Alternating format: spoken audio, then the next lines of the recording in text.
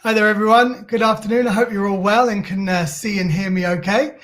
And thanks for joining us this afternoon. I'm really excited to have so many of you on board with us for today's presentation. So thank you so much. Now, I'm just letting people join in. I'm sure you guys are all sort of finishing your daily duties in the classroom and stuff. So thanks for joining us so promptly at 3:30.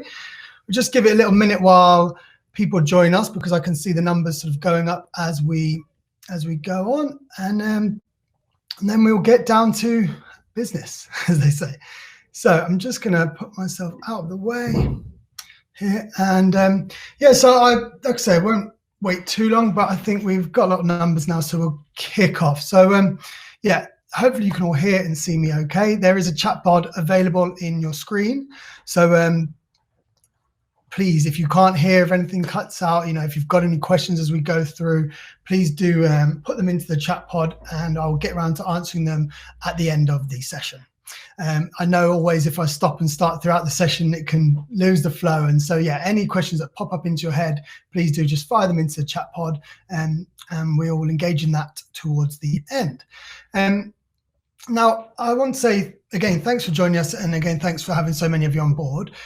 Now, I'm going to close my camera down because unfortunately today I've had quite a lot of technical issues. So, well, I say unfortunately, it might be fortunate for you because you don't have to watch me and listen to me. But if I close this off, just to ensure that the connection to the presentation is as best as possible, and then we will begin looking at the presentation itself. So here we go. Hopefully you can see it on your screen here. It says, welcome to our presentation and what we're going to be looking at today. So we're going to have a bit of an introduction from me and from Scanning Pens, but then what we're going to be looking at in the key issues of today's session are the challenges of the lockdown learning gap that we're facing, looking at ways in which we can support all students in accessing all areas of the curriculum and supporting them through this challenge that we are all facing. We're going to be looking at ensuring a quality of access for SEN learners, and in fact for all learners while studying at home. Well, all learners in need of additional support anyway. And we're also going to be looking at effective solutions for reading support specifically, and really giving a bit of evidence as to how scanning pens as a reading support can assist in closing the learning gap which you may be seeing in your students and that we're hearing a lot about on the news that has emerged. So just to introduce myself, as I said that we would do a bit of an introduction before we get going. My name's Quinn. Like I say, sorry I've had to turn the camera off today, but we are just experiencing a few technical issues here. So again, if it does sort of cut out and you miss anything, please do put it in the chat box so I can go back over the certain section that we may or may not have missed. But yeah, my name's Quinn Chandler, and my job here at Scanning Pens is to look after the primary education here in the UK. So some of you may have joined me on webinars before, as we've been running them since June last year and really trying to give a lot of insight into reading support throughout the lockdowns we've all been facing. So if you have joined before, thanks for coming back, and thanks for joining me again, and welcome back. And if we haven't met before, hi, it's nice to kind of meet you, and I thoroughly hope you enjoyed today's session. A bit of background on me, just so you've got an idea of my experience. I've been working within EdTech for the past 9 years, so coming on a decade, and I've built up a significant experience of support strategies and tech resources that I guess that are available to increase engagement for your students and increase their attainment as well. Two of the key factors in anyone's learning journey, in my opinion, and I imagine in all of yours too. So yeah, that's a bit about me. And if you haven't seen Scanning Pen before, which I'm sure many of you probably have, many of you probably are using them in your school, or at least know what they are, who we are and what they do. But we'll just have a little look at a Scanning Pen here. So this is what they look like, and the benefits of Scanning Pens, of course, if you're hearing us from the first time, are that they promote independence. They're designed to build reading confidence and reduce any anxieties that students might be experiencing. A key benefit of Scanning Pens is that they enable students to access age-relevant text, and in turn enable them to access all areas of the curriculum. And that is a kind of really key bullet point in terms of what we do. We really believe in it in terms of enabling students to access all areas of the curriculum. Really allows them to thrive and develop their literacy and learning experience from a really young learner all the way through their learning journey and on into the workplace.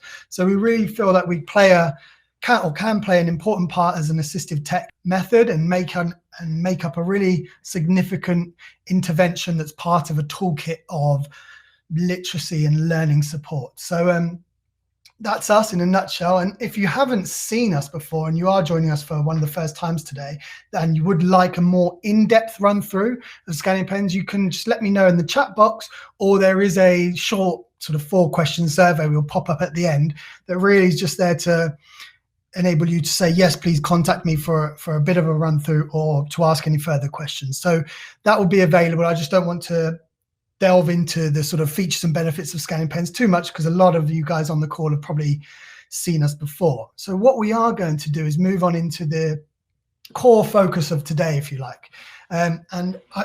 What is the challenge is the title of the slide there, which I guess is rather vague, because what is the challenge? I'm sure you guys might smirk when I say what's the challenge, because I'm sure you face a lot of them every day in your great line of work. But I guess to address the obvious, we're all living through a pandemic, not that you need me to tell you that, and the lockdown that comes with the pandemic.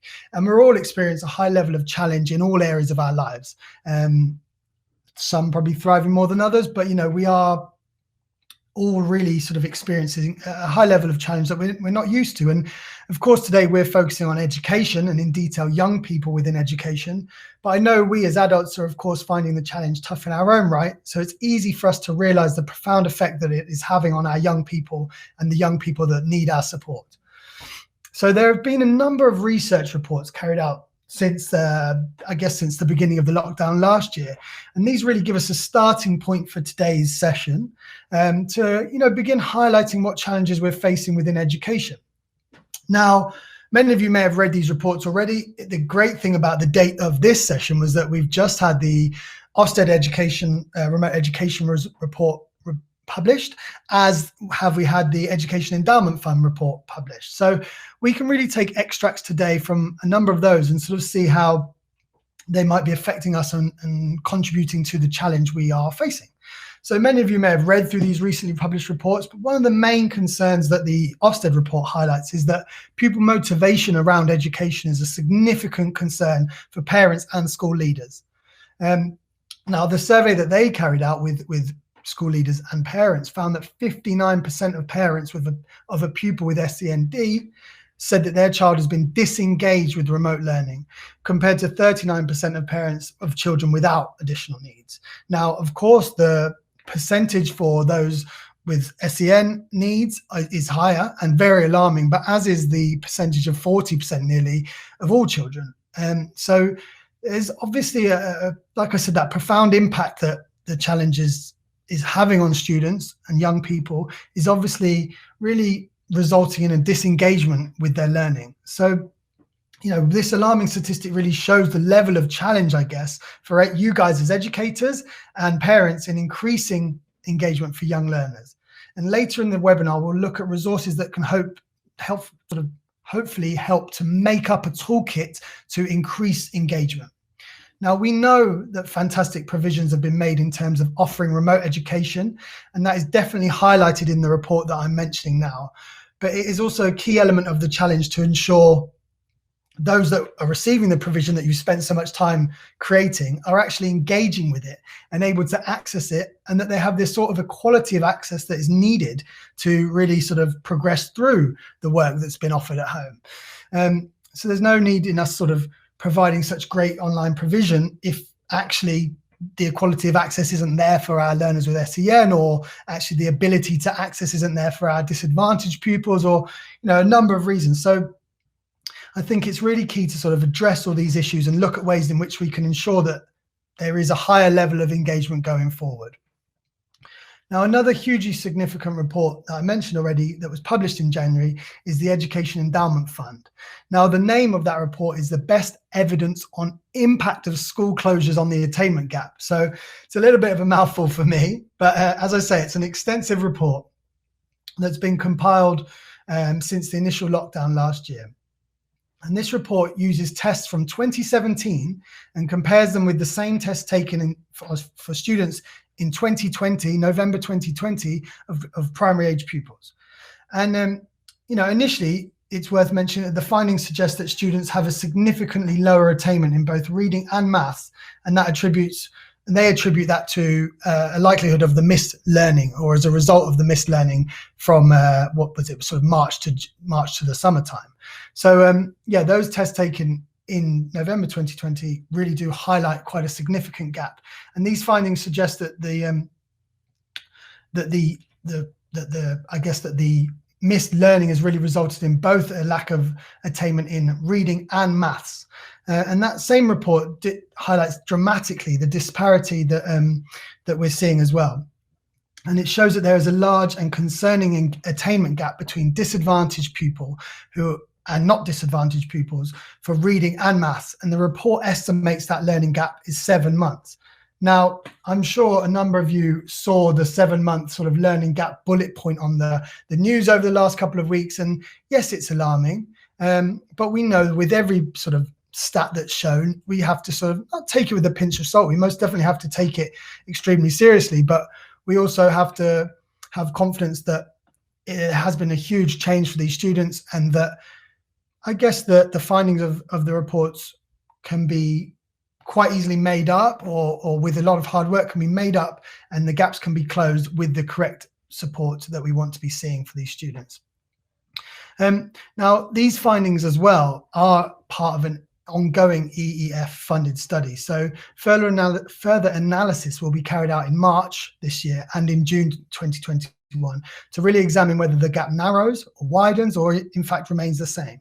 So what I hope when I look into these reports is that actually the details of these reports are showing us what came out of the initial lockdown, where, you know, it was extremely unprecedented, and we were all sort of playing catch up, if you like. I know some schools do say that they were really ready and sort of had it all ready to go in terms of online learning, but I don't doubt that everybody's proficiency has increased with the experience. So what I'm hoping that we'll see from these sort of March reports and June reports is that actually the hard work you guys have put in, the experience of the initial lockdown, and of course the funding that's have been made available has really helped to start closing this gap. Now, another thing that we see, and I guess that is highlighted in these reports, but something that I really wanted to mention, and really ties in with how we're supporting learners with SEN as well as others, is a huge challenge for them is this loss of routine and familiarity. Now, some of you guys, I guess, as educators, are still spending a lot of time in the classroom and still have that, I guess, routine to your day. A lot of you may be homeschooling, really relate to, you know, how tricky keeping that routine is. But any ways in which we can, you know, mirror the sort of the routine and familiarity for students can really play a part in addressing the challenge. The availability of access is a key part of the challenge. So I already touched on the disparity between disadvantaged and non-disadvantaged pupils that's been highlighted to us in the 7-month learning gap in the EEF report. But actually the availability, and that, you know, a lot of that goes towards availability of access. So that we need to really look at how we can address the availability of access to all learning resources that are being shared, whether that's the online provision or stuff that's being shared that can be taken home and accessed offline. And then another, I think, key factor in the challenge is the lack of parental support. And I don't mean that in the sense that parents aren't wanting to support their students. Again, like I say, many of you are probably going through the home schooling journey, and it is tricky even for people who are in education, right? So imagine what it's like for those that aren't, you know, playing a part and actively teaching every day. You know, these parents can really be finding it challenging to even find time to start supporting their students or their children while they're at home. So yeah, a number of, I guess, factors make up this challenge that we're presented with. And look, the challenge isn't only for students. And we know that this challenge is actually really tough for you guys as educators. And actually the same Ofsted report I mentioned, they carried out a survey where they asked teachers, you know, how are they feeling? What's the impact on well-being? And more importantly, what's the impact on workload? And you guys might be feeling extremely overworked. Well, you're not on your own. No, I'm sure you've already spoke to your colleagues about it, so you don't think that you are, but you're not on your own.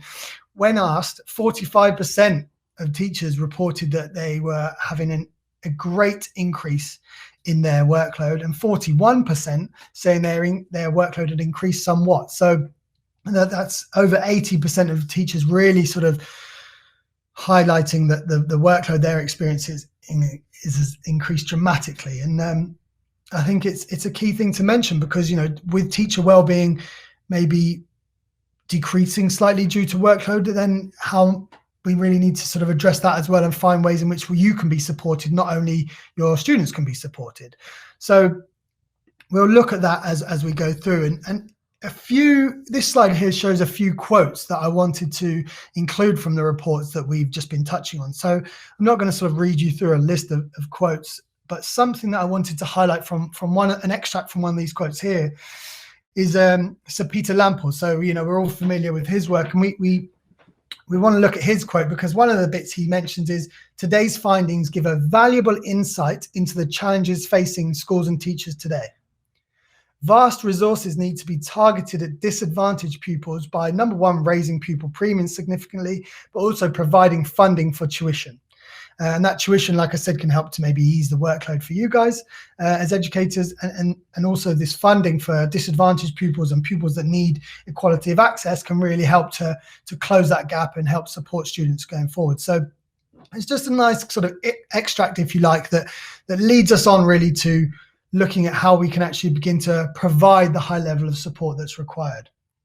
Now, of course, the notion of high level challenge, high level support is not new to you guys as educators. You know, it's part of the training, it's part of what you understand every day. And, you know, I'm sure you've always been looking at the challenges that your students face and that the students give you, and offering them support that gives them challenge and matches their challenge and matches their needs. So yeah, the notion and the concept of providing a high level support isn't new to you guys as educators. However, what is new is the landscape in which you must provide it. You know, it's unprecedented times, as we all know, and we all hear all the time. So this means really that we can't necessarily lean on prior experience as much as we might ordinarily do so.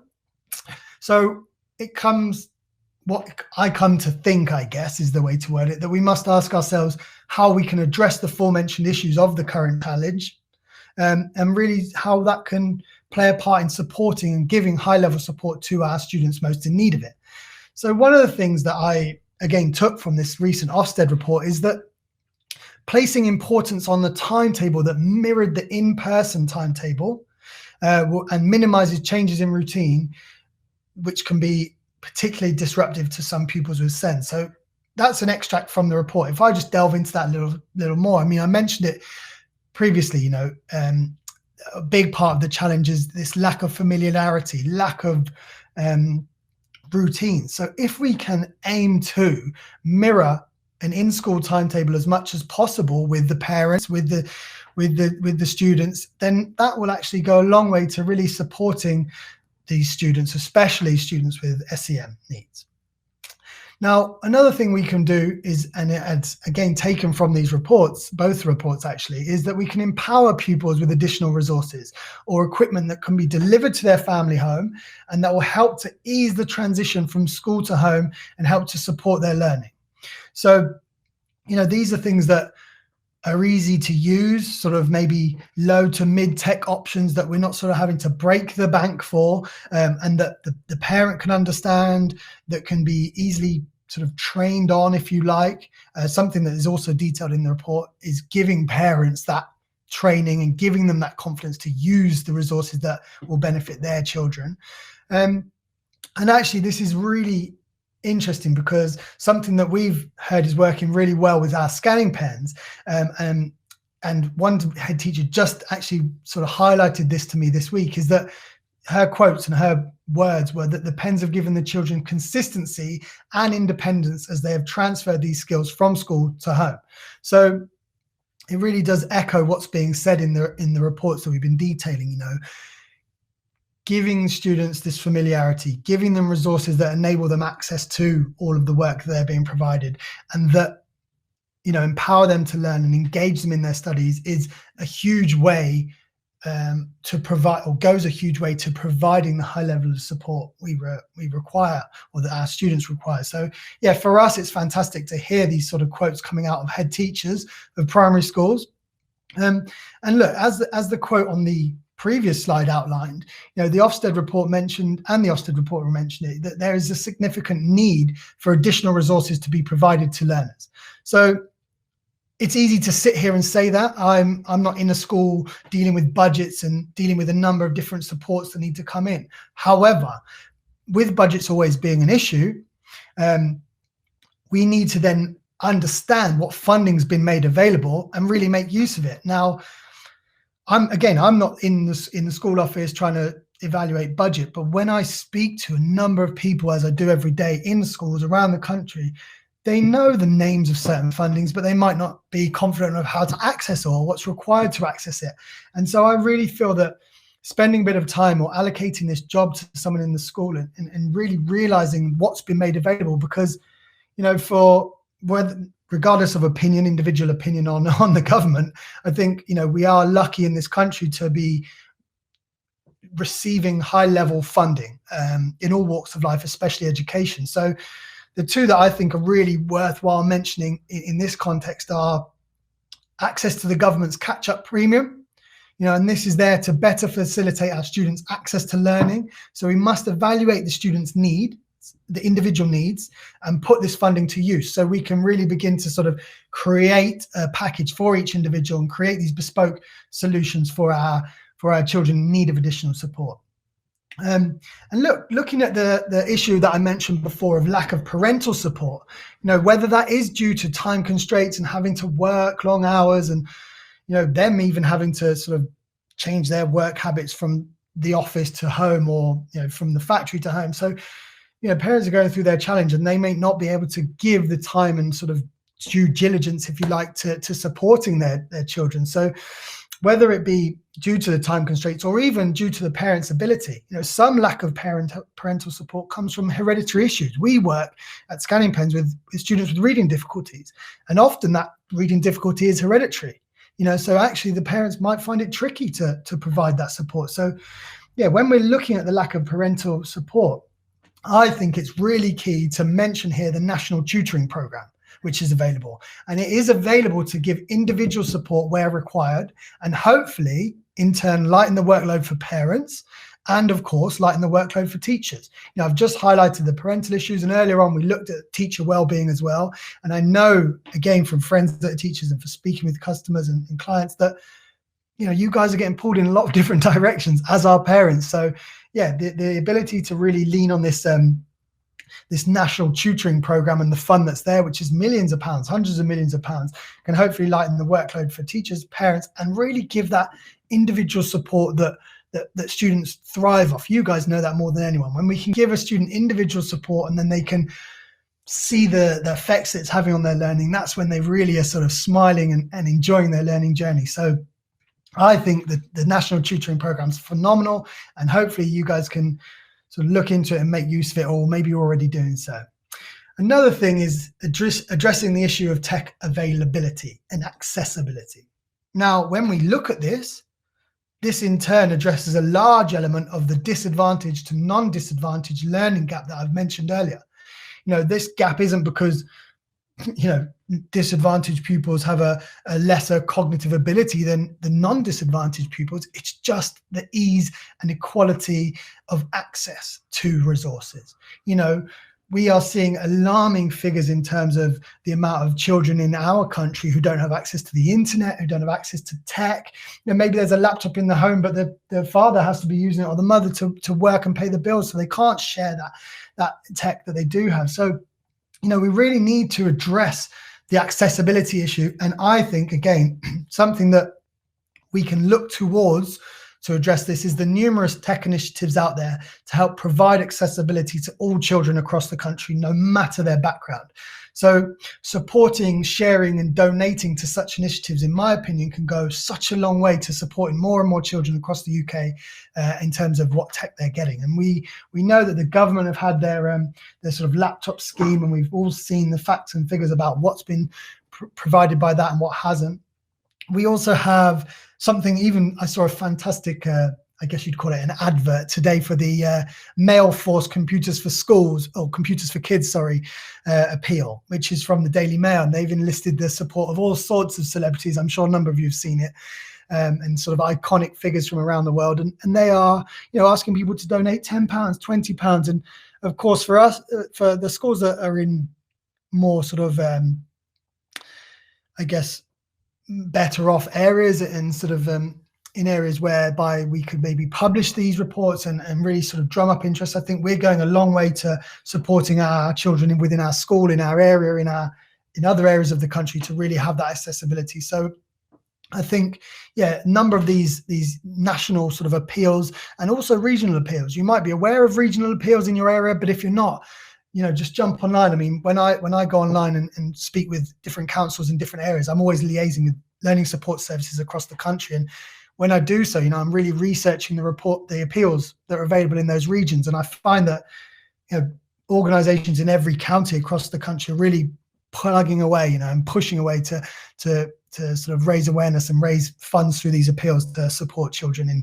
in non-affluent areas, if you like, in accessibility. So I think we've got to address the accessibility issue to provide the high-level support. And one thing that I've added on this slide here is really just something that alarmed me, I guess, again from that Ofsted report, is that fewer than half of schools, or fewer than half of the teachers surveyed, stated that their school offered additional remote learning arrangement for SEN pupils. So, of course, I don't want to always err on the side of negativity. I want to be the positive one, hosting the webinar and sort of giving light and engaging information. But so over half of schools are offering additional remote learning for pupils with SEN, but actually just under half aren't. And that is alarming. And I think there are a number of easy ways, not easy ways, but ways in which we can work to sort of giving that support to our SEN learners. So I think how we go about doing that is that we need to look at establishing their need. Now, a number of you on today's call, I imagine, are Senkos, maybe literacy coordinators, heads, advisors. So I'm sure these are things that you're doing anyway. But one of the things that I have been doing since I've been stuck at home, since I've been working at home, is I've found a lot less time in terms of travel. So I've engaged with a lot more parents, because we offer parental trials now as well as school trials. And engaging with the parents and actually establishing need with the parents and giving them the fantastic information that we all as educators know and use all the time can be really beneficial. So we need to look at different ways in which we can establish the required support. And I think you'll all agree that bespoke solutions are most effective for pupils with SEN needs, with SEN. And this again is taken from the Ofsted report. They're saying their overall message was that the most effective solutions for pupils with SEN were bespoke, and that you need to take into account the specific needs and circumstances of each individual child, which of course means greater focus and planning will be needed as we go forward to ensure that all the worst effects of learning loss that we're aware of, and the physical and social and emotional impacts of the lockdown, are mitigated for these pupils. So, really understanding their needs and what's working for them is what's going to really sort of work for them and support them going forward. And I think doing that with the parent at this time, some of you may already be doing that, but if you're not, I think this is a really great way we're seeing that these profiles are being built. So something I've got on the screen here, and maybe some of you are using it, maybe some of you have seen it. If not, I'll share it with you at the end of the session, is our literacy passport. It's been created by our education team, and it is full of a wealth of information with reading strategies and transition documents and supports that can really help you help your students and help your children. So one thing that I've put on the slide here is the SPLD literacy information gathering form. So this is something that ordinarily you guys will be doing with students at the start of the year and throughout the year, and building their profile of needs. Now, these needs might be, I was going to say gaining pace, but they might be increasing. They might be they might be, I guess, more important now than ever when you actually had contact with the students one-on-one. So I think that, and this is free resources, we can share it. I think that it's really key. Any children with reading difficulties, identified or not, I think sharing these documents with their parents and actually asking their parents to go through these checklists, or if you are an assessor or learning support teacher, maybe you're already doing these online assessments, which I know a number of you guys are, using this information gathering form that we have here can really help you throughout the lockdown to build a profile of what's working for your students, what's not working, and really provide relevant support to them. Now, the Ofsted report also mentioned that post-pandemic, when we get there, it will be beneficial to pupils with SEND if schools could consider how they might retain some of these benefits going forward. So we need to look at not only what solutions are going to give high support for our children and our learners, but also how that we can implement those back into the classroom and throughout their learning journey as they go forth. So I think, again, this is a fantastic way in which you can bring in our literacy passport and really make use of it to track interventions and track what's worked well with parents, what hasn't worked well, and really enabled us to not revisit the same things that weren't working again. That's something that really frustrates our young learners when they're passed maybe from primary to secondary, and the same sort of interventions that didn't work before are being asked to be used again, and they're still not working. So really documenting this and having it all in one place that parents can fill it out, the students can fill it out, you can fill it out. And as you bring students back into the classroom, hopefully that transition will be a lot more seamless than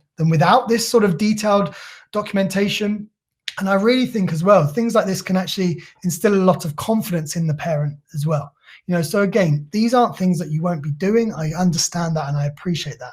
But equally, they're things that if you've got them in a document of one place, which I can share with you, you may be able to use them to your benefit and really increase confidence in the parents' support that's happening at home, and therefore increase engagement for these pupils, which we've seen from the reports is lacking.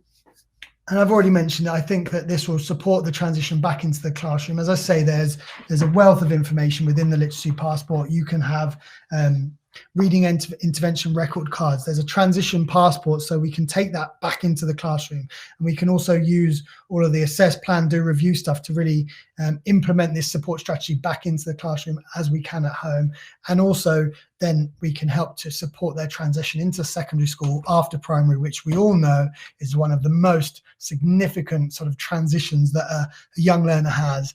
And I think we're all really passionate about providing the right support at that transitional phase. So yeah, it goes a long way to supporting that. And as I say, there'll be a survey at the end if you have a minute or two to fill it out, and you can request access to the literacy passport.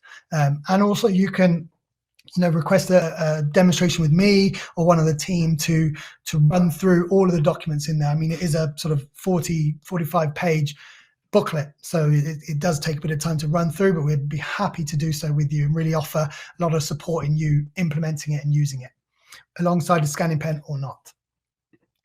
And then lastly, nearly lastly, I wanted to sort of touch on closing the gap. We've spent a lot of time and sort of taken a lot of extracts from these reports about the gap that's emerged. And of course, I sit here from a viewpoint at Scanning Pens where we are providing reading support, and we feel we can provide extensive reading support to help close the learning gap that we've highlighted today. Now, I'm also aware that, and we also really sort of bang the drum, you might have heard in our previous webinars, about a toolbox approach to support. Now, I'm not sitting here saying that Scanning Pens is the only thing. Of course, it's if you like, my thing, so that's what I'm going to highlight and give evidence as a supportive measure today. But we really do feel it's something that makes up a toolbox. And again, if you'd love to sort of run through that toolbox approach in more detail, it'll be something we'd happily do on an individual basis. So please do let us know afterwards. But yeah, we really feel that we can provide extensive support to close the learning gap. And we believe, and I suppose you all do and all are aware of, that reading is the key to learning, right? And I already mentioned at the top, the benefits of using a reading aid for those in need of reading support is that it actually opens up access to all areas of the curriculum. And we have seen in a short space of time, well, I know it doesn't feel like a short space of time because we're living through it now, but the initial lockdown of a few months in the summer, a relatively short space of teaching time. And we've seen that a significant learning gap has emerged in such a short space of time. So what I wanted to share about closing the gap from the Scanning Pen's point of view is findings of a recent research report to show how correct reading support can increase levels and close the gap. So this was a report, and please excuse the graphic, it doesn't fit so well into the slide, but again, I can share it, just let me know at the end.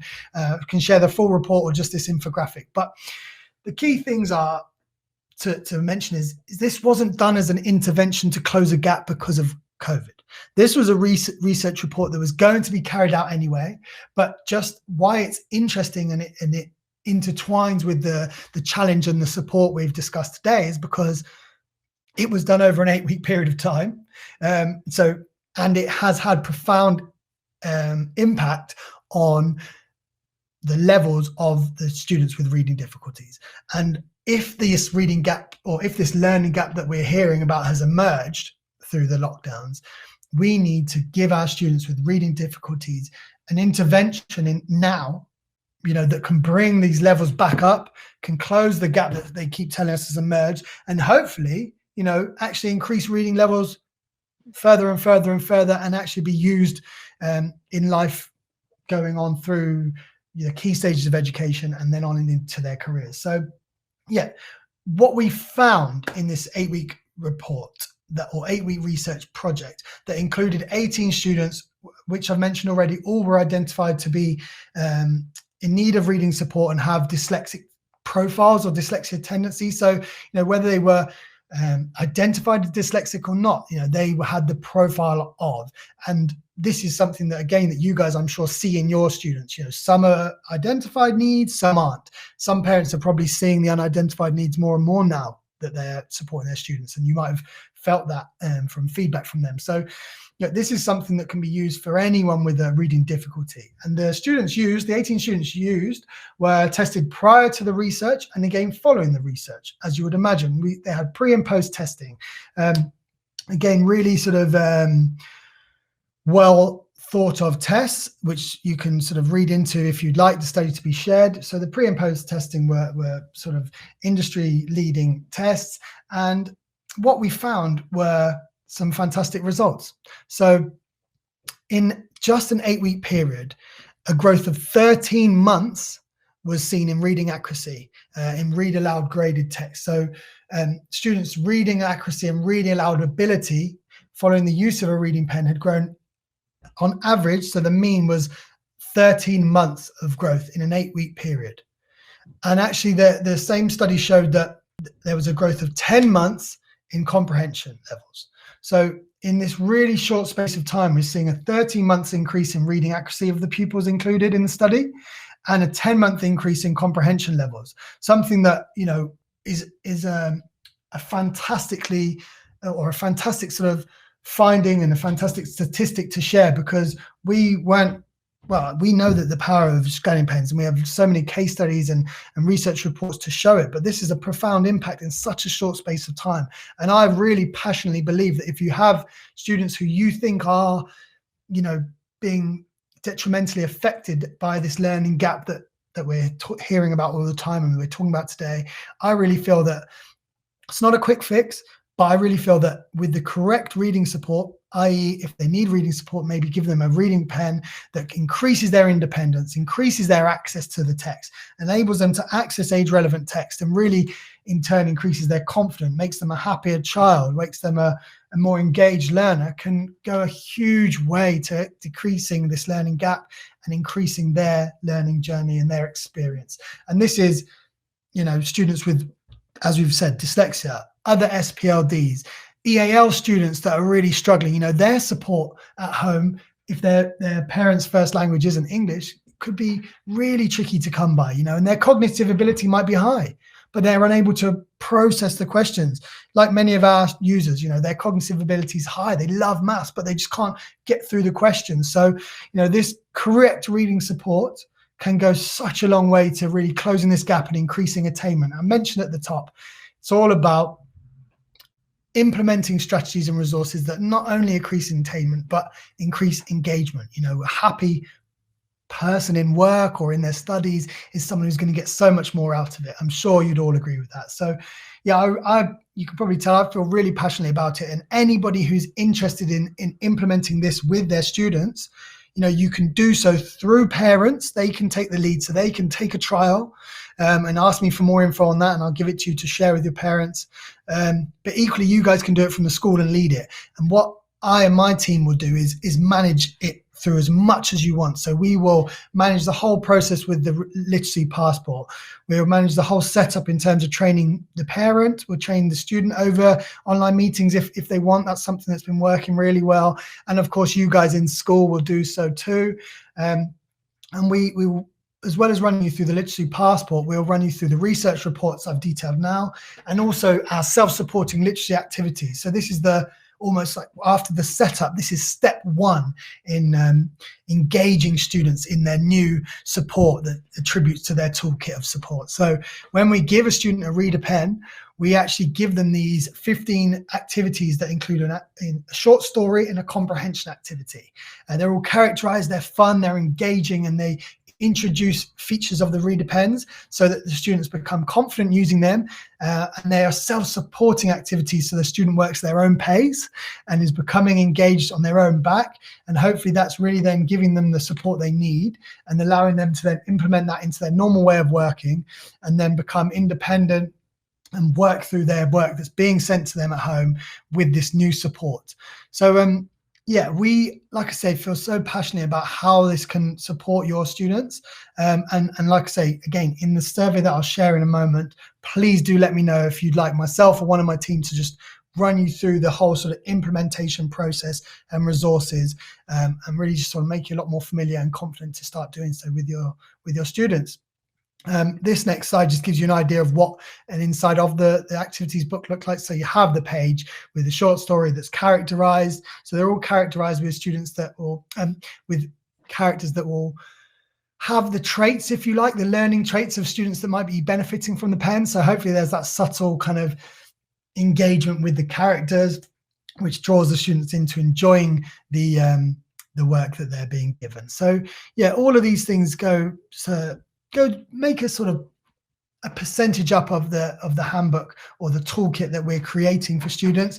And as I say, we're not all just about pushing scanning pens. Our literacy passport details loads of other supports that you can benefit from. Some you may be familiar with, others you may not be. But again, myself and my team can run you through this individually if you'd like to hear about that. Now, I'm going to just share a quick survey with you guys. It's literally 4 questions. And it's up on the screen now. So hopefully you can just give a bit of feedback and ask for anything that you might want for the follow-up, if you like. But equally, we'll send over a recording. We'll send over resources mentioned as well.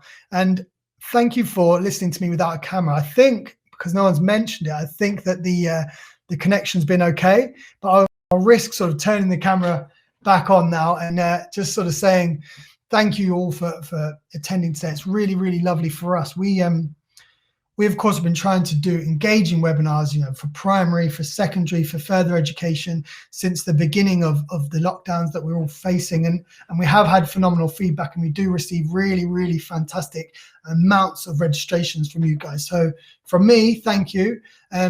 Any feedback is always welcome, and anything that we can then do to sort of tailor support to you and your students, please do let us know on the forums. And other than that, like I say, thanks for joining us, and I hope you found it a really sort of engaging and informative session. And yeah, I'll stay on now. If you've got questions that are popping up in the chat, we'll go through them. A lot of people are asking about the recording. So yeah, the recording, I think I've already mentioned, will be shared to everyone that's joined us today. So you will have that, and you please, we welcome sharing it with parents, with colleagues, with anyone that you think will benefit. So I've had a question here about scanning pens working on any text. So unfortunately, I can't tell you that scanning pens work on handwriting. They definitely don't work on mine. I have seen them work on some, but not a normal person's handwriting. So no on handwritten text, all printed text. The only sort of fonts they might struggle with is cursive fonts, which do appear in some books, but the majority of fonts, whether they're size 4 and tiny or up into the 20s on Word, big font, as long as they can be scanned by the pen, it'll pick up that and it'll read it back to you straight away. So yes, they do work on predominantly all text, but cursives and sort of logo fonts can be slightly tricky for the pen to pick up. That's okay. I'm happy to have answered that. I'll still stick around while you guys are filling out the forms, because I can see that a number of you are sort of working through the form as we go. Any questions that crop up in the form and not in the chat box, I'll get answered straight away. By the end of this week. Well, probably got one day this week. I've lose track of time really, but I'm sure a lot of you have been counting down the days this week, because I know some of you have half term next week. But I'll get back to you tomorrow or on Monday with all the resources, the recordings, and to answer all of your questions, because it does take us a bit of time to get through them all, which is always great. We love the questions, and I'm grateful for all this feedback in the chat box. It's brilliant that so many of you have enjoyed the session today. I can see a number of you are still on, so I won't log myself off just yet, just in case there are any other questions that come in. But I think now we're looking at most people having voted on the presentation, on the survey. Yep, you can see that it's taking my focus away. So yeah, thanks guys. Thank you so much for voting. And now that I think the typing has stopped, I'll say thank you very much. And yeah, enjoy your half term, enjoy your weekend. And I look forward to following up with all of you individually, hopefully helping you implement scanning pens into your school. Thank you very much. Cheers.